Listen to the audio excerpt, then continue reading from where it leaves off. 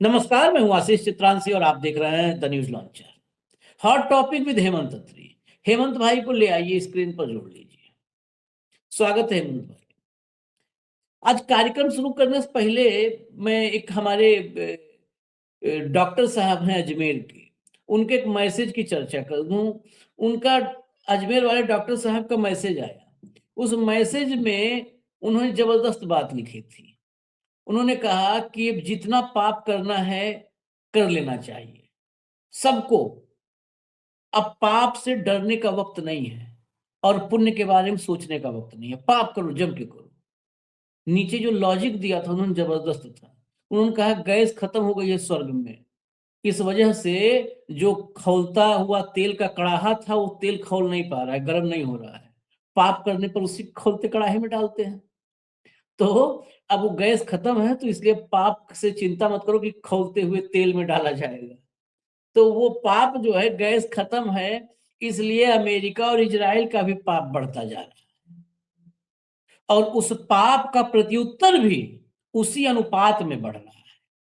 अनुपात में कोई कसर नहीं है, ईरान की तरफ से उसी अनुपात में प्रत्युत्तर आ रहा है। अब अमेजन अमेजन भैया, आजकल तो घर घर में बच्चा बच्चा जानता है। वो कुछ न जान रहा हो, वो अम्मा जान को न जानता हो, लेकिन अमेजन को जानता है। तो अमेजन के हेडक्वार्टर पर मिसाइल दागी है ईरान ने। 18 कंपनियों का नाम हमने गिनवाया था आज दोपहर में कि 18 कंपनियों के नाम के साथ उसने चेतावनी जारी की है। हालांकि समय था 1 अप्रैल रात 8 बजे का।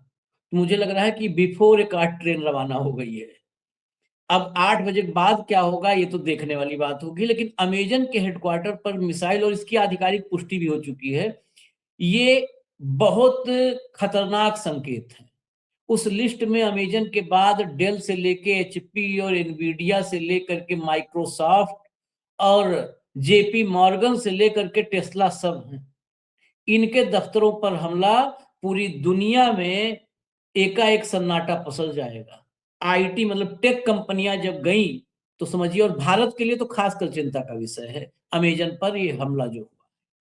इसके अलावा यूएई में डिफेंस सिस्टम उड़ाने की खबर है। यूएई में एक डिफेंस सिस्टम जो था, ड्रोन को जो वो करता था, न्यूट्रलाइज करता था, इंटरसेप्ट करता था, उस सिस्टम को ईरान ने दावा किया है कि खत्म कर दिया, उड़ा दिया है। ब्रिटिश ऑयल कंपनी पर हमला हुआ है। ब्रिटिश ऑयल कंपनी पर हमला, और उस वक्त ये हमला हुआ है जब कीर स्टारमर बार बार कह रहे हैं कि इस युद्ध से हमारा लेना देना नहीं है। लेकिन कुछ खबरें ये भी है कि ब्रिटिश बेस का इस्तेमाल अमेरिका कर रहा है। तो इसमें ब्रिटिश ऑयल कंपनी पर हमला, ये भी एक बड़ी खबर है। एक टैंकर भी उड़ा दिया है कतर के पास, ये भी खबर है।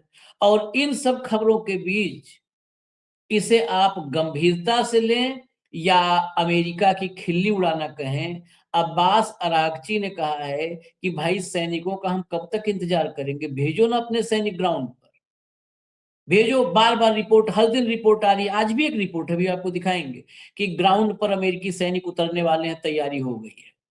तो रोज रिपोर्ट ही आ रही है, सैनिक आ नहीं रहे हैं। डेली रिपोर्ट आ रही है और सैनिक पीछे छूट जा रहे हैं। रिपोर्ट चली आ रही है, सैनिक पीछे छूट जा रहा है।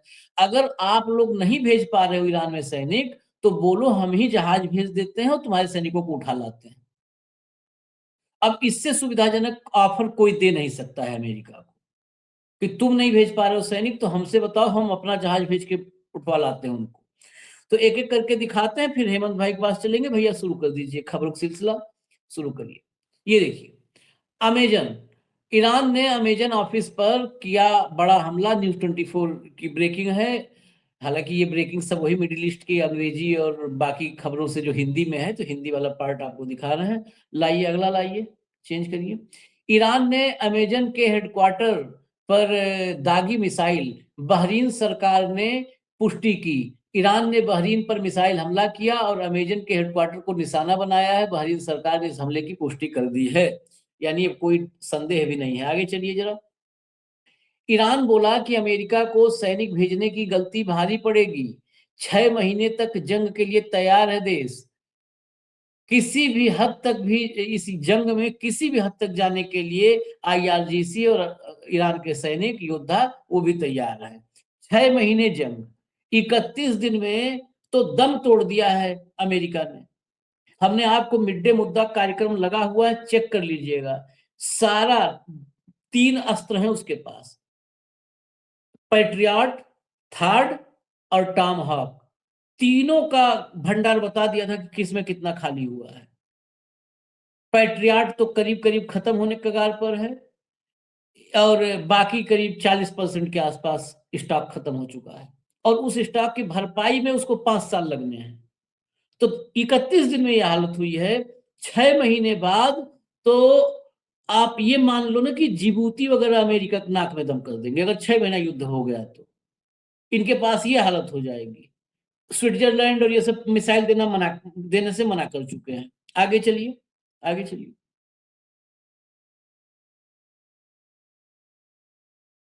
ईरान ने अमेरिका को चेतावनी दी है कि अगर उसने जमीनी हमला करने के लिए सैनिक भेजने की गलती की तो उसे भारी नुकसान उठाना पड़ेगा।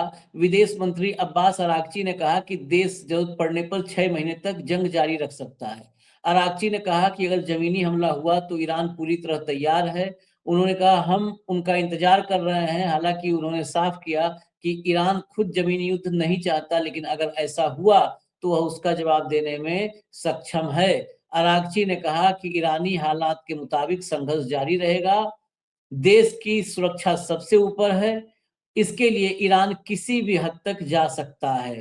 जरा आगे एक और आगे खबर दिखाइए, फिर हम चलेंगे हेमंत भाई के पास। बाकी हिस्सा जो है एक सवाल के बाद। ये देखिए वहां पर इसलिए इस खबर को ला रहे हैं साथ में कि वो इनवाइट कर रहे हैं, आओ भेजो भाई, नहीं भेज रहे हो। यहां फिर एक रिपोर्ट आ गई। अमेरिका की जमीनी हमले की तैयारी, यूके बेस पर उतरे 12A-10C फाइटर जेट। देखिए ये रिपोर्ट पिछले 10 दिन से आ रही। अभी भी मेरे पास एक रिपोर्ट है कि 21 जहाजों ने घेर लिया है।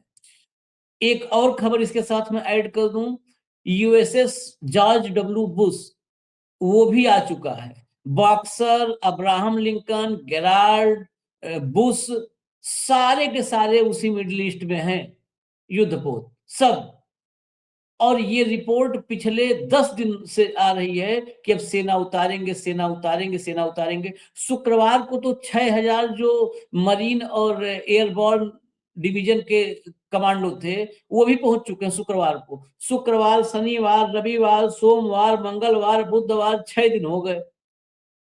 6 दिन से निर्णय नहीं ले पाए। रिपोर्ट्स के मुताबिक ये विमान जमीनी बलों को सपोर्ट करने और क्लोज एयर सपोर्ट मिशन के लिए इस्तेमाल किए जाते हैं। एक्सपर्ट्स का मानना है कि इस तरह की तैनाती संभावित सैन्य कार्रवाई की तैयारी का संकेत हो सकती है। अब चलते हैं हेमंत भाई के पास।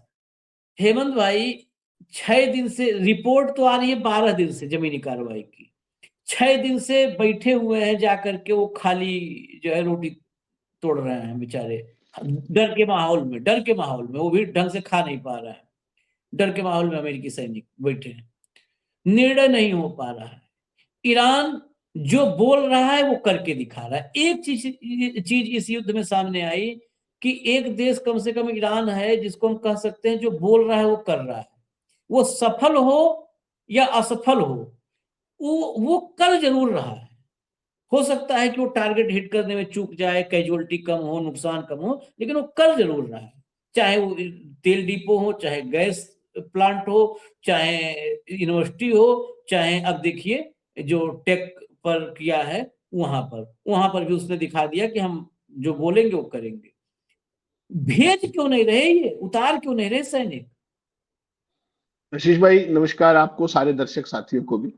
देखिए एक चीज आपको 28 तारीख से क्लियर है, जिस दिन ये युद्ध शुरू हुआ था, पहला असॉल्ट हुआ था, बातचीत के दौरान बातचीत चल रही थी, उसी टाइम असॉल्ट हुआ था। तो एक चीज क्लियर रखिएगा कि ये युद्ध जो है ये ट्रंप का युद्ध है ही नहीं, ये नेतन्याहू का युद्ध है।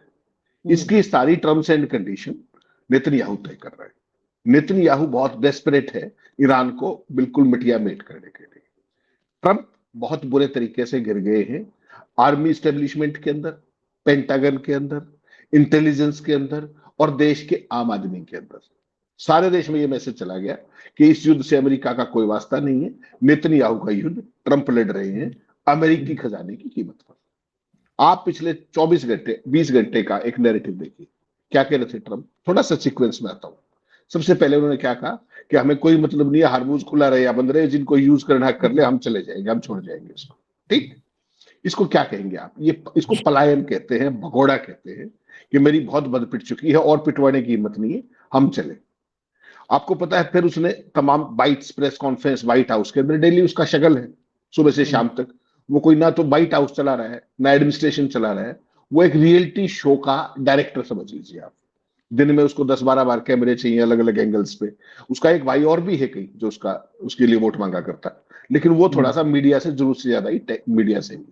तो उस सारी परिस्थिति में कल से लेकर अब तक उसने क्या कहा कि हम युद्ध छोड़ के जाने वाले हैं, युद्ध मैक्सिमम 2-3 हफ्ते का रह गया है, हम जितना जल्दी हो उसके छोड़ देंगे, जो गैस के प्राइसेस हैं वो जैसे ही हम ईरान से निकलेंगे वो धड़ाम गिर जाएंगे, तमाम बातें, शेयर मार्केट ऊपर हो गई। मेरी ये समझ में नहीं आ रहा कि वो व्यक्ति अमेरिका का राष्ट्रपति है, शेयरों का ट्रेडर है, क्या है वो व्यक्ति? मेरी समझ में नहीं आ रही। एक चीज तो मुझे समझ में आ रही है कि वो रियलिटी शो का विलेन है, हीरो भी नहीं कह सकते आप। हीरो तो कुछ पॉजिटिव भी करता है, वो सुबह शाम तक विलेन ही करता। ऐसी परिस्थिति में आशीष भाई किसी भी चीज को जो भी वो कहता है उसको कभी भी फेस वैल्यू पे लेने की गलती हम ना करें तो अच्छा है, क्योंकि मिडिल ईस्ट की हमारी कवरेज 28 से लेकर आज तक सटीक रही है, 100% रही है। तो उस व्यक्ति को समझने की कोशिश अल्टीमेटली हमें खराब कर सकती है। तो उसकी सिंपल सा एक चीज है कि उसका एक ही तरीका है उसको करने का कि जो वो कहे उससे उल्टा पकड़ो। वो जब कह रहा है ना कि भाग जाएंगे, हम छोड़ जाएंगे, हम निकलने की तैयारी में, इसका मतलब उसको निकलने की अनुमति नहीं है, वो केवल पोस्चरिंग कर रहा है। उसका कंप्लीट रिमोट, उसकी सारी की सारी चीजें नेतन्याहू के पास है, ये तो स्टेब्लिश ही हो गया। अब आपने कहा कि ग्राउंड सोल्जर्स की बात, आशीष भाई इतना आसान नहीं है। हम पहले दिन से एक ही बात करें कि मरीन्स को उतारना हार्मूज खुलवाने के लिए, भूल जाइए, दिमाग से निकाल दीजिए। खरग पर कब्जा करना, दिमाग से निकाल दीजिए। कल फिर एक नई शगुफा चलाया था, कल भी हमने हल्की चर्चा की थी कि ईरान का जो फिसाइल मटेरियल है, जो यूरेनियम का, उसको कब्जा करना है। तुम्हारे बाप जी का राज है, मतलब तुम जो है कर लोगे। 400 किलो उठा के लाना है। अरे भाई साहब, इतने ताकतवर हो गए। वेनेजुएला थोड़ी है वो कि राष्ट्रपति को उठा लाए, वो ईरान है। तुम 10,000 की बात करते हो, उनके पास 10 लाख सैनिक है, ट्रेंड है और डू और डाई वाले लोग हैं। कमिटमेंट का लेवल उनका कोई और है। वो देश की रक्षा नहीं कर रहे, वो संस्कृति की रक्षा कर रहे हैं, ध्यान रखिएगा, इतिहास की रक्षा कर रहे हो। तो उनसे मुकाबला करने के लिए आपने बड़े आसानी से कह दिया कि हम जाकर के वहां हमला करेंगे, हम ये करेंगे, हरमुज पे कब्जा कर लेंगे, आग लगा देंगे, उड़ा देंगे। जितनी भी बकवास आदमी कर सकता था उसने की। ऑल ऑफ ए सडन वो छोड़ करके चलने की बात करने लग जाता है। यही बात तो हम 20 जनवरी 2025 से बता रहे कि इज अनस्टेबल माइंड, और अनस्टेबल माइंड को कभी भी आप आकलन कर ही नहीं सकते। वो जो कहेगा वो क्या करेगा, वो जो करेगा वो क्या कहेगा। उस व्यक्ति को आशीष भाई कैमरे पर झूठ बोलने की इतनी भयंकर, जिसको कहते हैं ना कंपल्सिव लायर है वो चाहकर भी सच नहीं बोल सकता, उसके मुंह से निकलता ही झूठ है। That is compulsive liar. वो व्यक्ति जिस तरीके की बातें कर रहा है, 2 हफ्ते में, 3 हफ्ते में, फला में, और उसको एक बलि का बकरा भी चाहिए।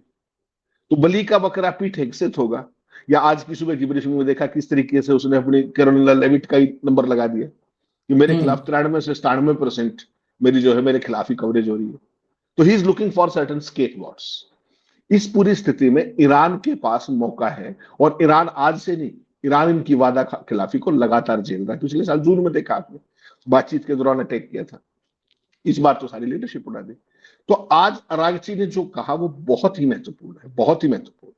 उसके विदेश मंत्री ने क्या कहा, अगर आप साहसी हैं, वो ट्रंप को कह रहा है, अगर आप साहसी हैं और अपने वचन पर कायम हैं तो हार्मूज को खोलने के लिए अपने सैनिकों को तत्काल ईरान भेजें, कोट एंड कोट जो भी मैं बोल रहा हूं।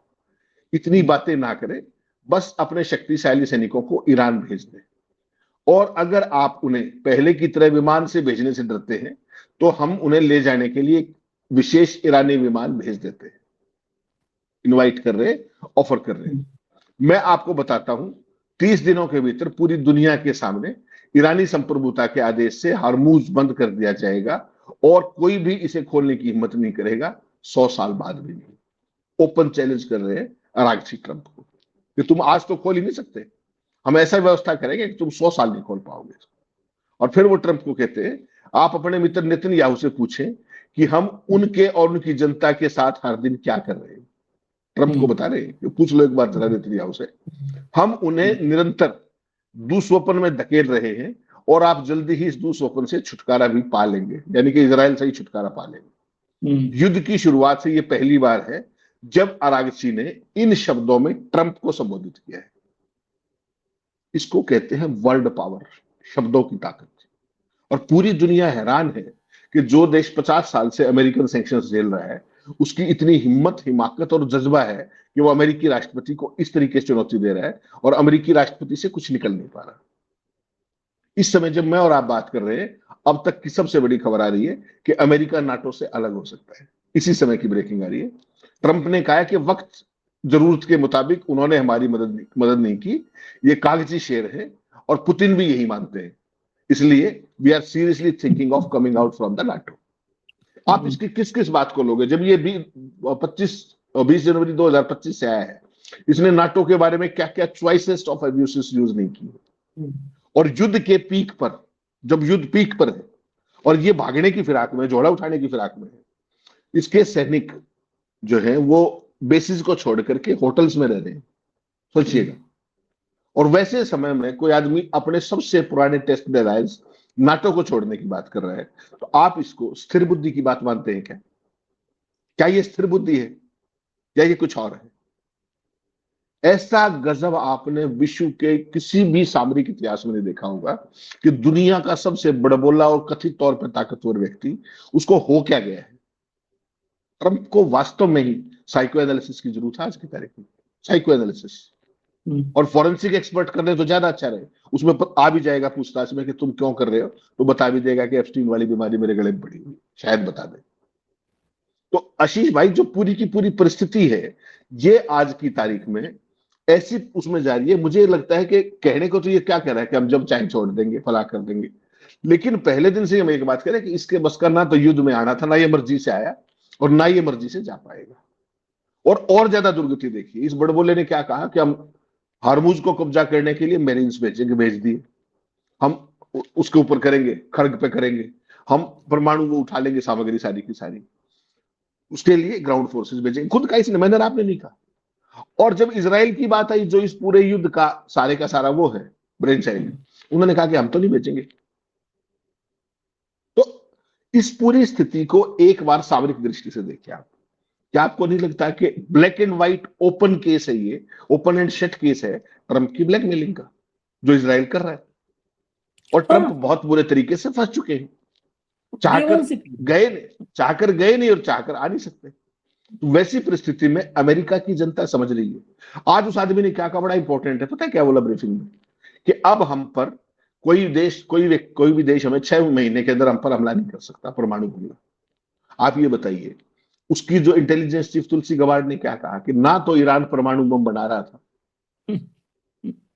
इंटेलिजेंस चीफ ये कह रही है, और राष्ट्रपति कह रहा है कि हम हमले से मुक्त हो गए, इसलिए सारे प्राइसेस डाउन आ जाएंगे गैस के, और हम पहले से ज्यादा सुरक्षित देश हैं। आज कह रहा है। और पिछले साल क्या कह रहा था? कनाडा में G7 छोड़ के भागा, बॉम्बिंग की B2 से, और तब भी यही घोषणा की थी कि ईरान को मटिया मेट कर दिया गया है, अब कोई न्यूक्लियर वो नहीं। पिछले साल वो किया था, तो अब दोबारा क्या जरूरत पड़ी एक साल के अंदर? और एक साल में अगर ईरान दोबारा उस स्थिति में आ सकता है, तो अगली बार तो 6 महीने में आ जाएगा और बना भी लेगा, क्योंकि अब तो उसको पता लग गया कि अब तो ये अपरिहार्य है। वो उत्तर कोरिया से मदद मांग, अब तो मुझे लग रहा है कि बनेगा, अब तो बनेगा। अब वो पीछे नहीं हटेंगे, उनको बनाना पूरा सर्वाइवल का सवाल है भाई। हाँ। आज की तारीख में आशीष भाई देखिए, समझिए क्या है अमेरिका के अंदर क्या सवाल चल रहा है, आपको पता है? आप हैरान हो जाए। वो जो तुलसी गबार्ड की ग्रिलिंग हो रही थी कांग्रेस के अंदर, मैंने शायद जिक्र किया था आपको, तो उन्होंने पूछा कि क्या ईरान बम बना रहा था, हाँ या ना? अपन ने शायद क्लिप भी दिखाई थी, वीडियो दिखाया। तो उसने कहा कि नहीं, हम वो ईरान बम नहीं बना रहा था, उनके पास कैपेसिटी नहीं है। तो उन्होंने कहा कि बम कौन बना रहा है, बम किसके पास है? तो उसने कहा उत्तर कोरिया के पास। तो उसने कहा बम बना रहा है उत्तर कोरिया, आप हमला कर रहे हो ईरान के ऊपर। उत्तर कोरिया के पास बम है? उन्होंने कहा है। उनके पास बम को डिलीवर करने की कैपेसिटी है अमेरिका पे, होमलैंड जिसको बोलते हैं वो। तो तुलसी ने कहा है, तो फिर हमला ईरान पे इसलिए कर रहे हो कि उसके पास परमाणु बम है? या बढ़ा नहीं पाएगा। और जिसके पास परमाणु बम है उस तरफ आप मुंह करके भी नहीं सोते। ऐसा मर्द तो आपने कभी देखा ही नहीं राष्ट्रपति, जो बम लेके आपके ऊपर डिलीवर कर सकता है उसका तो आप नाम नहीं लेते, और जिसके पास बम है कुछ भी नहीं है उसको आप नेस्तनाबूद कर देते हो। ये किम काम केवल ट्रंप जैसा सिरफिरा कर सकता है। ये सारी की सारी परिस्थिति पूरी अमेरिका को पता लगे, किम और जोंग ईरान ने किसी कीमत में पीछे नहीं हटेगा। 4 दिन पहले किम जोंग ने एक बात कही थी, वही बात दुनिया के तमाम देशों को मुझे लगता है समझ में आ गई होगी। किम जोंग ने कहा था, किम जोंग का स्टेटमेंट था कि अगर इराक के पास, सद्दाम के पास परमाणु बम होता तो सद्दाम मारा नहीं जाता। एग्जैक्टली। अगर गद्दाफी के पास परमाणु बम होता तो गद्दाफी मारा नहीं जाता। इसीलिए हमारे पास परमाणु बम है, और इसीलिए हम अपने परमाणु शक्ति से कोई भी मतलब उसमें रत्ती भर गिरावट करने के बारे में कभी कल्पना नहीं करते हैं। तो उसने ये बता दिया था कि इस दुनिया में अगर ऐसे जो है विशालकाय दानव के सामने आपको सरवाइव करना, इस विशालकाय दानव के सामने, कि आपको निगल न जाए, हजम न जाए कर जाए, मार न दे, संहार न कर दे, तो आपको परमाणु शक्ति संपन्न होना होगा। और वो भी उस दानों के पीछे अगर ट्रंप जैसा मतलब चीफ बैठ जाए, तब तो फिर आपने कहा ना 2 भाई हैं, दोनों भाई के तो हमने गुण मिला दिए थे, 36 के बजाय 136 गुण मिलते हैं। एक ही डिफरेंस है। कहते ना कि जुड़वा भाइयों में भी कई बार क्या होता है, सब सिमिलरिटी होती है, एक डिफरेंस होता है। एक का डिफरेंस है, दोनों में एक सनकी है, एक डरपोक है, बस एक डिफरेंस है दोनों में, एक सनकी है, एक डरपोक है। चलिए जरा आगे चलते हैं, अगला लाइए।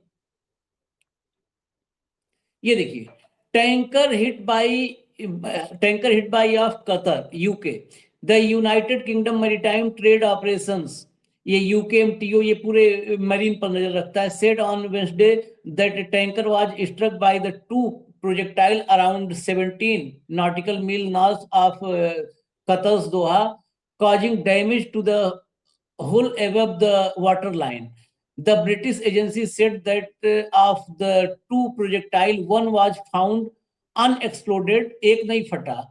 And it later noted that the fire triggered by the one projectile was, the British agency noted that the vessel's crew was safe, adding that there was no environmental impact. ये कह रहे हैं इन्वायरमेंटल इम्पैक्ट नहीं है, लेकिन environmental impact तो जो जहाज कल उड़ाया था कुवैत वाला, उससे बहुत हो चुका है। वो तो पूरा का पूरा स्वाहा हो गया था समंदर में, जो उसके विजुअल आए थे। जरा अगला लाइए, अगली खबर पे आइए। Large fire erupts at Kuwait airport after Iranian strike hit fuel tank, authorities said. ये अभी कुवैत एयरपोर्ट पर जो पुरानी आग थी वो बुझ ही नहीं पाई थी, एक नया अटैक फिर हो गया कुवैत के एयरपोर्ट पर। आगे चलिए, ये अल जजीरा की खबर है। ये खबरें जो भी हैं वो ऑथेंटिक सोर्सेज से हैं। But Abbas Araghchi told us the Iranian armed forces do not fear the prospect of a U.S. ground invasion. I've answered this before, and I said, we are waiting for them. I don't think they dare to do such a thing. There will be a lot of strength waiting for them. But we are not the ones who started this war. We defended ourselves, and we did so with strength. The casualties they've faced in their assets, to their personnel, to their radars in the region, to their aircraft. You saw what happened to their AWACS aircraft, or to their refueling tankers. We know very well how to defend ourselves. In a ground war, we can do it even better. We are completely ready to confront any sort of ground attack. We hope they do not make such a mistake. ये बही खाता बता रहे हैं, Abbas Araghchi America का बही खाता दे रहे हैं। सोचिए, 31 मार्च की क्लोजिंग ये बता रहे हैं।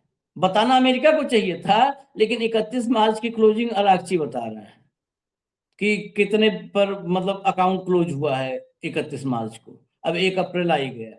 चलिए आगे बढ़िए, आगे बढ़िए तो एक साथ चलेंगे फाइनल सवाल के लिए।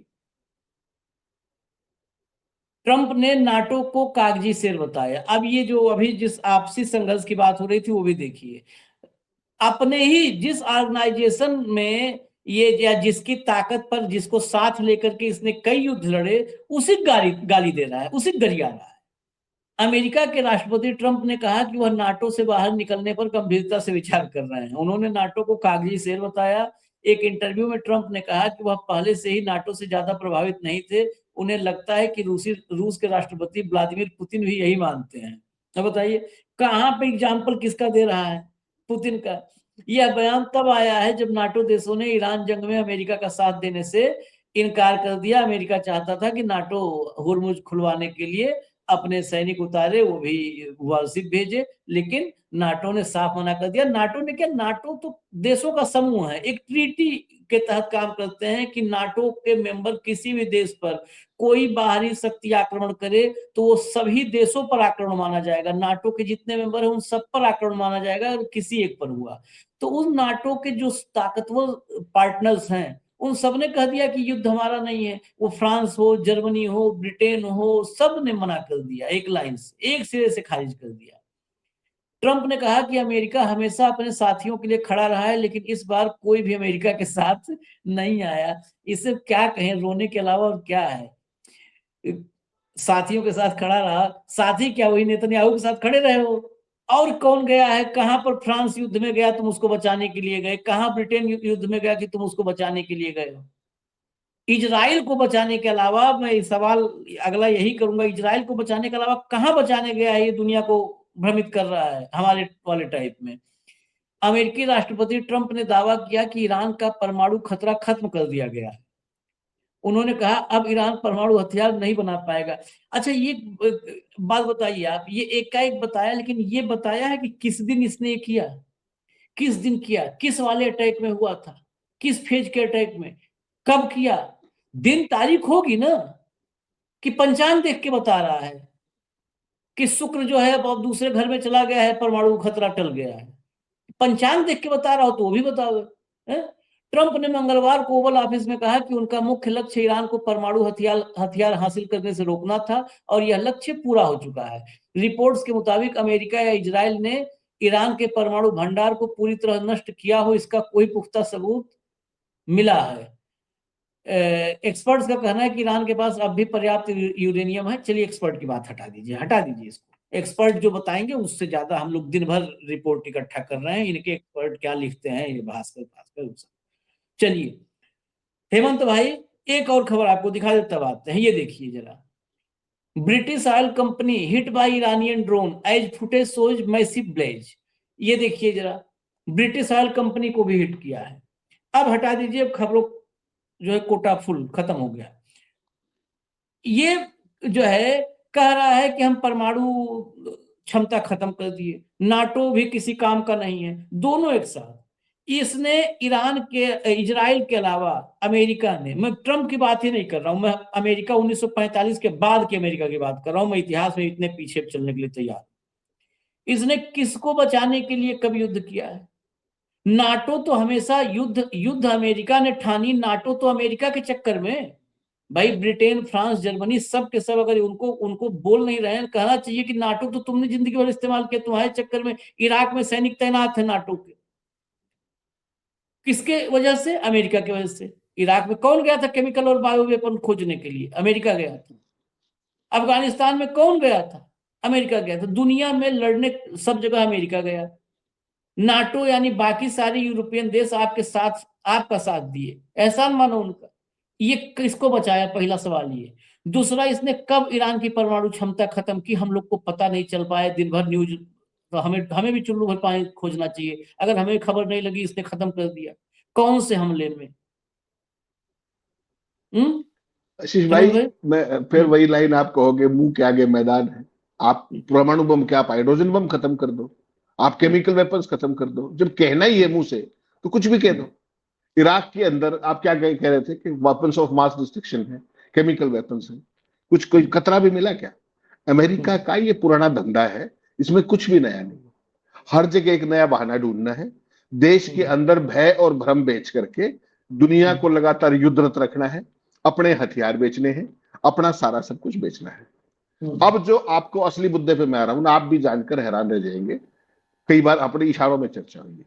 अभी तक जो अमेरिका की जो दादागिरी थी ना, वो एक तो ये सारी सामरिक पावर और ये सारी चीजें तो थी अपनी जगह। दूसरा क्या था कि उसका जो डिफेंस इंडस्ट्री का बेस है, जो सारी दुनिया को बेचा करता बड़े बड़े हथियार, खरबों डॉलर के। अब आपको क्या लग रहा है कि इस लड़ाई के बाद और यूक्रेन रूस युद्ध के बाद ये जो वेपन्स की मार्केट है ये ऐसी रहेगी क्या? एकदम बदलने वाली है। अब जो आपके कई कई हजार करोड़ के जो जहाज हैं उनका कोई रेलेवेंस नहीं रह जाएगा।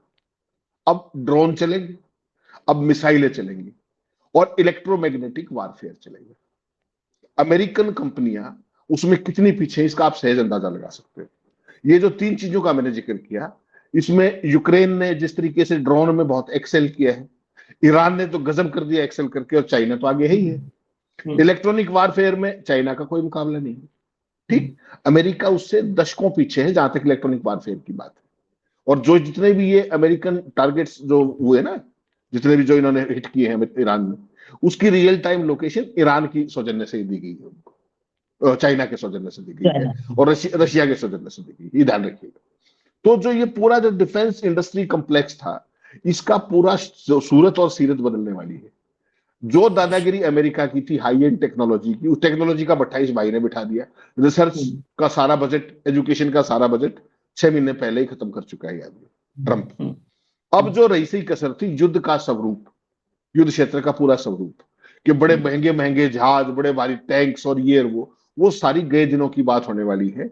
इन 2 ही समकालीन युद्धों ने साबित कर दिया, चाहे वो रूस यूक्रेन हो और चाहे वो अपने क्या नाम है ईरान इजराइल और अमेरिका का युद्ध। आपने देखा ईरान के पास कितनी लिमिटेड रिसोर्सेज है, कितने लिमिटेड रिसोर्सेज, उनके कितने रिफ्यूलर्स ठोक दिए उन्होंने, देखा आपने?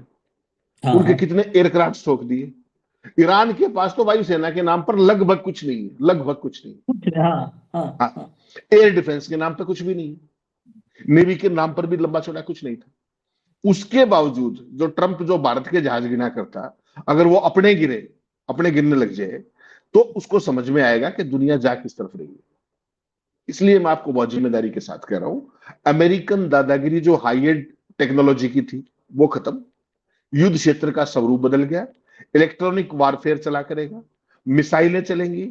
ये क्या किस बात की खाते थे कि हम इतने पोत बेच दिए, हमने हमने जहाज बेच दिए, इतने के हमने F-16 बेच दिए, 18 बेच दिए, F-35 बेच दिए भारत को, ये बेचेंगे भारत को, भारत मांगे चाहिए ना, बेच दिया करता भाई। अब किसको तो तुम बेचोगे, कौन खरीदेगा? आपकी 50 करोड़ की मिसाइल को 20 लाख का ईरान का ड्रोन ठोक के आ जाता है। ठीक है, आपके सैकड़ों करोड़ के जहाज जो खड़े हैं मिड एयर रिफ्यूलर्स, उनको खड़े खड़ों को 4-4 को इकट्ठा एक ही ठोक के आ जाता है। तो कौन लेगा उन जहाजों को, बताइए मुझे आप। सब अपना ध्यान ड्रोन की टेक्नोलॉजी पे जोर लगाएंगे, जो युद्धक है, कॉम्बैट ड्रोन से, जो मिसाइल्स है, उसमें मैन पावर भी कम इन्वॉल्व होगी, डैमेज जितना चाहे उतना कर सकते हैं। वारहेड तो बढ़ाना है, अपने वारहेड बढ़ा देंगे। तो अमेरिका के लिए आने वाला समय आशीष भाई, जिस चीज की नेतागिरी, जिस चीज की दादागिरी उसकी थी, वो समय खत्म होने वाला है। और ट्रंप, वास्तव में आप मान करके चलिए, ट्रंप पता नहीं क्यों कई बार मुझे लगता है कि जो गोरबाचोव के समय में रशिया का हुआ था आखिरी, वो कहीं ट्रंप के इस कार्यकाल में मुझे होता दिखाई दे रहा है बहुत नजदीक। इसमें मुझे कोई बहुत संशय और संकोच अब नहीं बचा। अगर इसने कार्यकाल पूरा किया तो अमेरिका भी रूस की गति को प्राप्त हो सकता है। मैं केवल इतना ही कह सकता हूँ। 26 के चक्कर में निशिकांत बनेगा, और क्या 26 बनने चल गया था, निशिकांत बन के लौटेगा। ये जो है आप सोचो 50 से 51वां 52वां 53वां स्टेट गिन रहा था ना, ये 50 बचाना भारी पड़ जाएगा इसको। और ये भी बताएं, जो अंधभक्त जैसे क्या है कि आप लाख एक्सपोज कर दो, अंधभक्त क्या है वही माला जपते रहते हैं। लाख एक्सपोज कर दो, वो महंगाई बढ़ रही है, बेरोजगारी बढ़ रही है, वो कहते हैं ना अंदर अंदर विकास हो रहा है, वो अदृश्य विकास है, वो मरीन, वो सब मरीन है, पनडुब्बी वाला विकास, वो दिखता नहीं है, नीचे समंदर के नीचे विकास हो रहा है।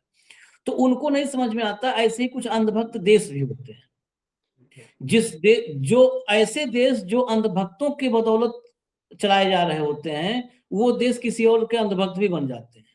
अब अंधभक्त ही अमेरिका से खरीदारी करेगा, बाकी नहीं करेगा, बाकी बर्बाद हो जाएगा। हथियार का जो हथियार ही इसके पास बेचने के लिए क्या था, हथियारें बेच रहा था। हेमंत भाई अब सोचिए इसकी क्या स्थिति होगी। मैं एक एग्जांपल और दे देता हूं, वक्त हो गया है। ये टॉम हॉक बनाता है अमेरिका में, साल में प्रोडक्शन 600 मिसाइल की है, टोटल टॉमहॉक 600, और एक मिसाइल बनने में 2 साल लगता है। मतलब 600 मिसाइल की एक लॉट अगर बननी शुरू हुई तो फाइनल कंप्लीट होकर के टॉमहॉक 600 2 साल बाद आती है। 600 का ऑर्डर दिया तो 2 साल बाद 600 मिलेगी अगर शुरू हुई तो। 600 मिसाइल, उसका प्रोडक्शन बढ़ाने के लिए, क्योंकि बेच तो रहा था दनादन, ये प्रोडक्शन बढ़ाने के लिए जापान से इन्होंने एक समझौता किया कि जापान में भी बनाया जाए, इसको जापान में भी शुरू करवा दिया जाए, और उसमें शर्तें रखी कि टेक्नोलॉजी और जो है उस पर कंट्रोल पूरा अमेरिका करेगा, सब कुछ अपने मनमानी शर्तें। अमेरिका में विरोध हो गया, इसका जमकर विरोध हुआ कि हमारी इतनी हाई एंड टेक्नोलॉजी है, इतनी हाई एंड है कि हम दूसरे देश में काम नहीं कर सकते, हमारी इतनी हाई एंड टेक्नोलॉजी, दुनिया की टॉप की टेक्नोलॉजी लीक हो जाएगी। और आरटीएक्स है जो कंपनी बनाती है टॉमहॉक, उसने कहा ना दूसरे देश में जाएगा तो सारी टेक्नोलॉजी, इतनी बड़ी टेक्नोलॉजी हमने वो की है। अब बताओ आप, अब तो जापान के पास तुम जाओ बनाने के लिए, कहेगा भगो यहां से, निकलो, तुम्हारा टॉमहॉक को सब, टॉमी हॉक सब देख लिए। मुट्ठी खुल गई अब अमेरिका की। वो बंद मुट्ठी से आदमी सोचता था क्या निकलेगा क्या निकलेगा, और खुल गई। अब पता चल गया कुछ नहीं है इसमें, वही 1 रुपए का सिक्का है जो मोदी माथे पर चिपका देता है, वही है और कुछ नहीं है। वो देखे ना मुट्ठी खोल के बच्चों को कैसे मोदी जी माथे रुपया चिपकाते हैं, और वही 1 गिलंट है, 1 सिक्का, गांव कहते हैं गिलंट, तो वही 1 सिक्का है रुपया वाला, बस। अब कुछ नहीं है, मुट्ठी खुली तो वही मिला है। इजाजत दीजिए, हम फिर आते हैं। धन्यवाद हेमंत भाई, नमस्कार।